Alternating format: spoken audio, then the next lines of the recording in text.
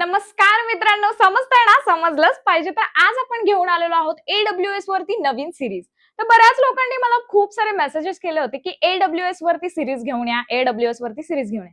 तर आज आपण AWS वरती मराठीत सिरीज घेऊन आलेलो आहे. पण त्या अगोदर जर तुम्ही टी कोड 1122 ला सबस्क्राईब केलं नसेल तर आजच सबस्क्राईब करून घ्या, जेणेकरून तुम्हाला मराठीमध्ये AWS शिकता येईल. तर आज आपण बघणार आहोत AWS म्हणजे काय असतं आणि क्लाउड कम्प्युटिंग म्हणजे काय असतं. तर सर्वात अगोदर आपण क्लाउड कम्प्युटिंग कशाला म्हणतात हे बघून घेऊया. त्यानंतर आपण AWS ला चालू करूयात. या सीरीज मध्ये मित्रांनो मी तुमच्यासाठी 20 to 25 सर्व्हिसेस आपण या सीरीज मध्ये बघणार आहोत. पण त्या अगोदर व्हॉट इज क्लाउड कम्प्युटिंग आणि AWS कशाला म्हणतात हे पाहून घेऊया.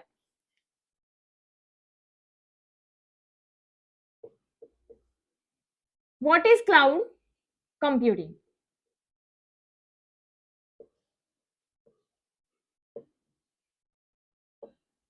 क्लाउड कम्प्युटिंग, तर व्हॉट इज क्लाउड कम्प्युटिंग हे आपण पहिल्यांदा बघून घेऊयात. तर अज्युम करा मित्रांनो, तुम्हाला जर एका पुण्याच्या याच्यामध्ये प्रॉपर्टी घ्यायची आहे, तुम्हाला एक घर परचेस करायचंय, बरोबर? तर त्यासाठी तुम्हाला खर्च लागणार आहे 80 ते 90 लाख. आता हे घर तुम्हाला फक्त एका महिन्यासाठी हवंय पुण्यामध्ये, तर तुम्ही तेवढा खर्च करणार का? नाही, बरोबर? जर तुम्हाला ते घर हवंय आणि पुण्यामध्ये तुम्हाला एका महिन्यासाठी पाहिजे, तर तुम्ही 70 ते 80 लाख घालून ते घर घेणार, बरोबर? आणि त्याच्यामध्ये राहणार. पण नंतर एका महिन्यानंतर तुम्हाला जर ते घर पाहिजे नाही, तर मग पैसा पूर्ण वाया गेला, बरोबर? त्याच रिलेट आपण क्लाउड कम्प्युटिंगला करूया.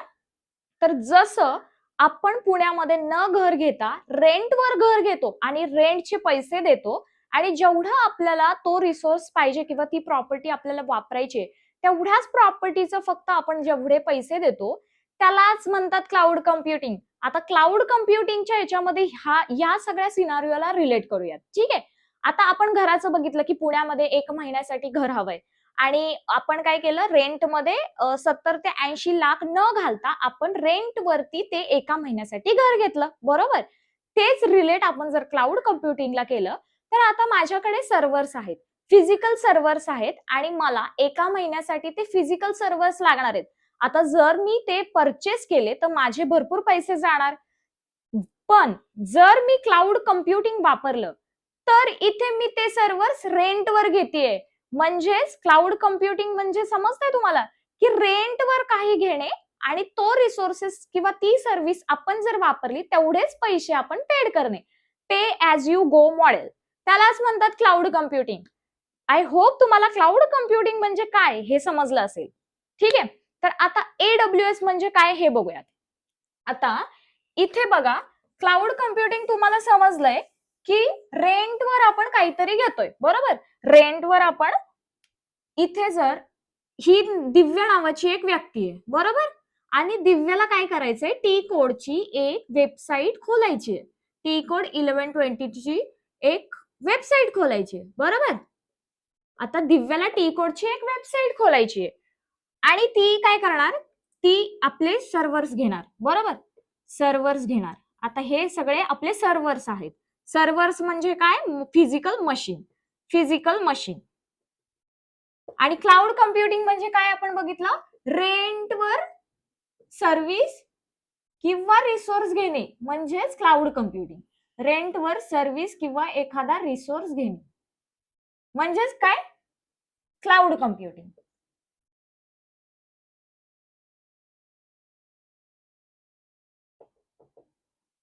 आता मित्रांनो, तुम्हाला माहितीये क्लाउड कम्प्युटिंग म्हणजे काय, तर रेंटवर रिसोर्स घेणे, बरोबर? आता दिव्याला काय करायचंय, दिव्याला एक टी कोडची वेबसाईट बनवायची आहे आणि ती वेबसाईट या सर्व्हरवरती डिप्लॉय करायची. तर त्यासाठी तिला काय लागणार, तिला लागणार सर्व्हर्स. आता फिजिकल सर्व्हर्स तिला लागणार. मग ती काय करणार, ती घेणार सर्व्हर्स विकत. या विकत घेतलेल्याचा तिला जाणार कॉस्ट, बरोबर? कॉस्ट म्हणजे दिव्याचे पैसे जाणार. त्यानंतर इथे तिला हे सगळे सर्व्हर्स मॅनेज करण्यासाठी, मेंटेन करण्यासाठी एक पर्सन लागणार. म्हणजेच काय लागणार, रिसोर्स. म्हणजे इथे पण दिव्याचे काय गेले, पैसे गेले. त्यानंतर इथे तिला लाईट किंवा भरपूर अशा सगळ्या गोष्टी आहेत ज्या सर्व्हर घेण्यासाठी लागणार, बरोबर. आता हे तुम्हाला सगळं समजतंय सिनारिओ. तर आता आपण अजून एक गोष्ट बघूया. याच्या अगोदर आपण अजून एक गोष्ट बघूया, ठीक आहे. हा हे आहे एक सर्व्हर, बरोबर. हा काय आहे, एक सर्व्हर आहे. हा एक सर्व्हर आहे. तर collections of servers, collections of servers, collections of server म्हणजे काय, कलेक्शन्स ऑफ सर्व्हर म्हणजे नोड. काय म्हणतात त्याला, नोड. नोड कशाला म्हणतात मित्रांनो, कलेक्शन्स ऑफ सर्व्हर म्हणजे भरपूर सारे सर्व्हर्स एकाच ह्याच्यामध्ये असल्याने, एकाच ग्रुपमध्ये असले तर त्याला काय म्हणतात, नोड म्हणतात. आणि कलेक्शन्स ऑफ नोड्स म्हणजे हे काय आहेत, हे सर्व्हर्स आहेत आणि ही एक नोड आहे, बरोबर. आता हे कलेक्शन्स ऑफ नोड, आता इथे काय आहेत, भरपूर सारे नोड्स आहेत. हा एक नोड आहे, हा एक नोड आहे, हा एक नोड आहे, बरोबर. आता हे कलेक्शन्स ऑफ नोड म्हणजेच काय, कलेक्शन्स ऑफ नोड म्हणजे डेटा सेंटर मित्रांनो. म्हणजे काय, डेटा सेंटर, यालाच म्हणतात data centre. Collections of server म्हणजे नोड आणि कलेक्शन्स ऑफ नोड म्हणजेच डेटा सेंटर. म्हणजे एका डेटा सेंटर मध्ये भरपूर सारे कलेक्शन्स ऑफ नोड असतात, बरोबर. हे समजलं तुम्हाला. तर आता आपण बघूया सिनारिओ. आता सिनारिओ मध्ये मी तुम्हाला समजवते.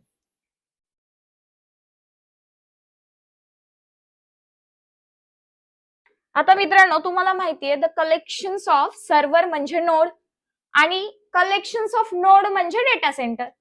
आता दिव्याला वेबसाईट बनवायची आहे, तर दिव्याला काय करावं लागेल, तिचा स्वतःचा डेटा सेंटर उभा करावा लागेल आणि डेटा सेंटर मध्ये तिचे नोड असणार आहेत, बरोबर. आता हा डेटा सेंटर उभा करायला दिव्याला लागणार आहेत भरपूर सारे पैसे, म्हणजेच काय, कॉस्ट, मनी. दिव्याचा खूप सारा मनी जाणार आहे, बरोबर. आता हे सगळं मॅनेज करण्यासाठी, मेंटेन करण्यासाठी रिसोर्स लागणार आहे, बरोबर. रिसोर्स म्हणजे काय, तर एक तिला कुठला तरी माणूस हायर करावा लागेल जे हे सगळं काम बघेल. तर इथे पण दिव्याची काय जाणार आहे, मनी. त्यानंतर आता सपोज दिव्याची टी कोडची वेबसाईट फक्त एकच महिना चालली आणि त्यानंतर ती बंद पडली, तर आता हा जो दिव्यानी खर्च केलाय एवढा सगळा तो वेस्ट, बरोबर. समजतंय सिनारिओ काय समजतोय मित्रांनो, की जो हा दिव्याचा पैसा जो आहे तो सगळा वेस्ट चाललाय, बरोबर. इथे तिने डेटा सेंटर एक उभा केलंय स्वतःच आणि त्या डेटा सेंटर मध्ये तिने टी कोडची वेबसाईट होस्ट केलीये, बरोबर, डिप्लॉय केलीये. पण या डिप्लॉय केलेल्या वेबसाईट वरती तिची जर ही वेबसाईट चाललीच नाही आणि तिला फक्त एका महिन्यासाठी हा एवढा सगळा खर्च लागतोय, बरोबर. तर आता हे सगळं सिनारिओ कुणी बघितलं, AWS ने बघितलं. कुणी बघितलं मित्रांनो, AWS ने. आता AWS म्हणजे काय, तर AWS म्हणजे Amazon वेब सर्व्हिसेस.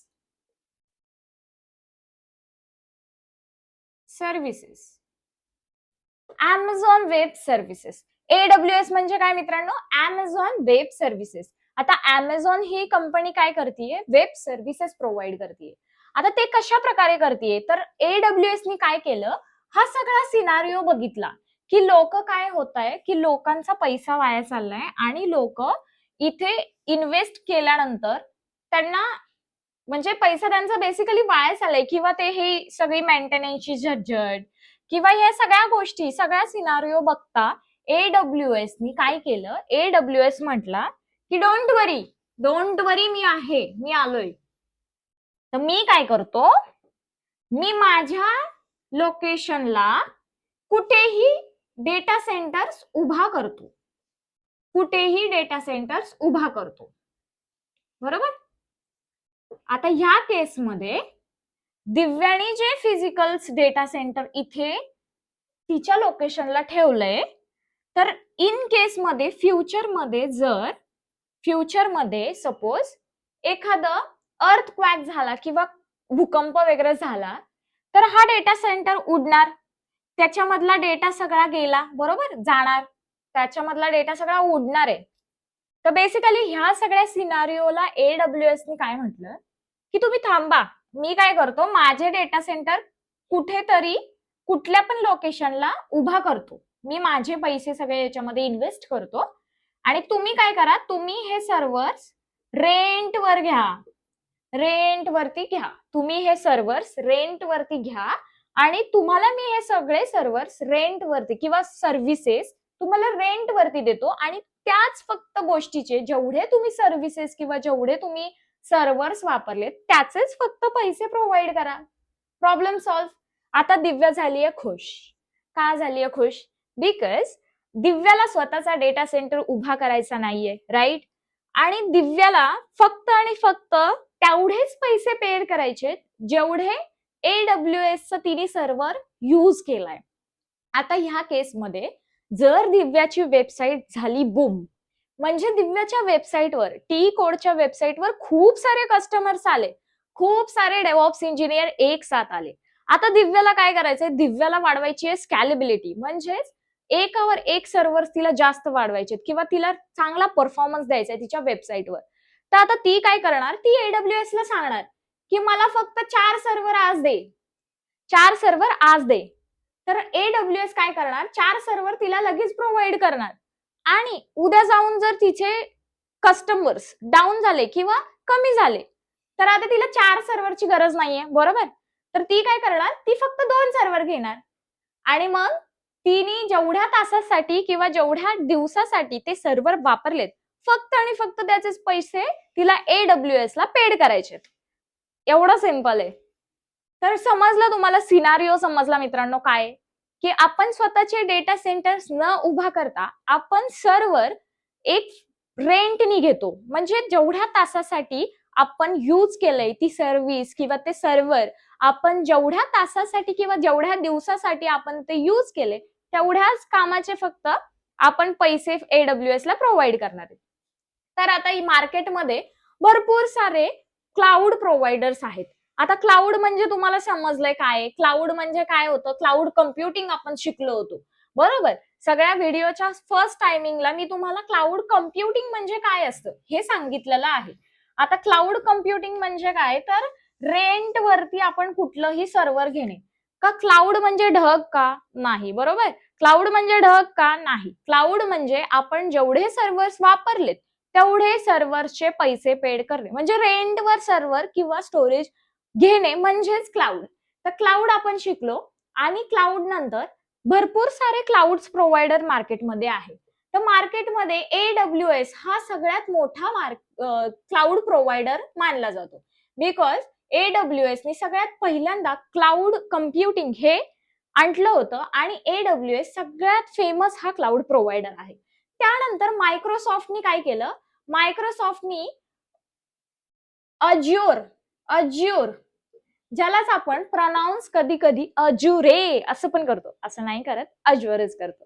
तर अज्युर हे एक क्लाउड प्रोव्हाइडर आपण बघतो. त्यानंतर गुगलनी काय काढलं, GCP असे बरेच क्लाउड, अलिबाबा असे बरेच क्लाउड मार्केटमध्ये आहेत जे क्लाउड सर्व्हिसेस प्रोव्हाइड करतात मित्रांनो. ठीक आहे, तर यांपैकी सगळ्यात महत्वाची 3 क्लाउड मानले जातात आणि बऱ्याच MNC कंपन्या या क्लाउड जे 3 क्लाउड जास्तीत जास्त वापरतात ते म्हणजे Amazon वेब सर्व्हिसेस, मायक्रोसॉफ्टचं अज्युर ज्यालाच आपण अजुरे असंही म्हणतो, जेसीपी म्हणजेच गुगलचं क्लाउड प्रोव्हाइडर.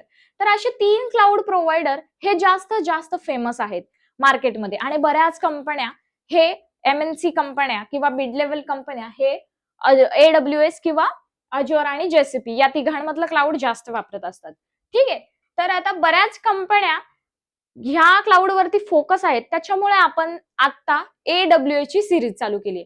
त्यानंतर मी थोड्या दिवसांनी अज्युर वरती पण नक्कीच सिरीज घेऊन येईन आणि GCP वर नक्कीच सिरीज घेऊन येईन. पण सध्या आपण काय बघणार आहोत, AWS, Amazon वेब सर्व्हिसेस. आता Amazonनी काय केलं हे तुम्हाला मी सांगितलंय की दिव्याला टी कोडची वेबसाईट होस्ट करायची होती. तर तिला डेटा सेंटर उभा स्वतःचा करायचा नव्हता बिकॉज तिच्याकडे एवढे पैसे नव्हते आणि तिने जर डेटा सेंटर उभा केला असता तर खूप साऱ्या तिला काय बोलतात खूप सारे प्रॉब्लेम्स तिला फेस करावे लागले असते बरोबर. तर तिने काय केलं, तिने स्मार्ट मूव्ह केलं. स्मार्ट मूव्ह हे केलं की तिने AWS ची सर्व्हिस घेतली. AWS च्या सर्व्हिसनी काय केलं, आता Amazon वेब सर्व्हिसनी काय म्हटलं की मी तुम्हाला सर्व्हर देतो, तुम्ही मला तेवढेच पैसे द्या जेवढी तुम्ही माझे सर्व्हर किंवा सर्व्हिसेस हे वापरलेत. म्हणजेच AWS काय करतोय, pay as you go model वापरतोय. Pay as you go model. Pay as you go model म्हणजे काय, जेवढे आपण रेंट वरती वापरतोय, जसं जेवढे सर्व्हर्स आपण वापरले जेवढ्या तासासाठी किंवा जेवढ्या दिवसांसाठी तेवढेच पैसे आपल्याला मित्रांनो पेड करायचे. तर आय होप तुम्हाला हे सगळा सिनारिओ आणि सगळं AWS म्हणजे काय असतं किंवा क्लाउड कम्प्युटिंग काय असतं हे तुम्हाला कळालं असेल. तर आपण नेक्स्ट व्हिडिओमध्ये काय बघणार आहोत, नेक्स्ट व्हिडिओमध्ये आपण बघणार आहोत की AWS चं अकाउंट कसं खोलायचं. आता AWS चं अकाउंट फ्री टायर मध्ये भेटतं. फ्री टायर म्हणजे काय, तर एका वर्षासाठी आपण काही सर्व्हिसेस त्यांच्या फ्री मध्ये यूज करू शकतो. तर फक्त शिकण्यासाठी किंवा लर्निंग पर्पज हे AWS ने प्रोव्हाइड केलेलं आहे. तर त्याचा आपण फायदा घेणार आहोत. तर AWS चं आपण अकाउंट खोलून बघणार आहोत नेक्स्ट व्हिडिओमध्ये. तर त्याच अगोदर एक समरी मी तुम्हाला परत एकदा देते. तर क्लाउड कम्प्युटिंग म्हणजे काय असतं, क्लाउड कम्प्युटिंग म्हणजे ढग नव्हे तर आपण एखादी गोष्ट रेंटवर घेतोय आणि तेवढ्याच युजेबल तेवढ्याच तासाचे किंवा तेवढ्याच दिवसाचे आपण पैसे पेड करतो, त्यालाच म्हणतात क्लाउड कम्प्युटिंग.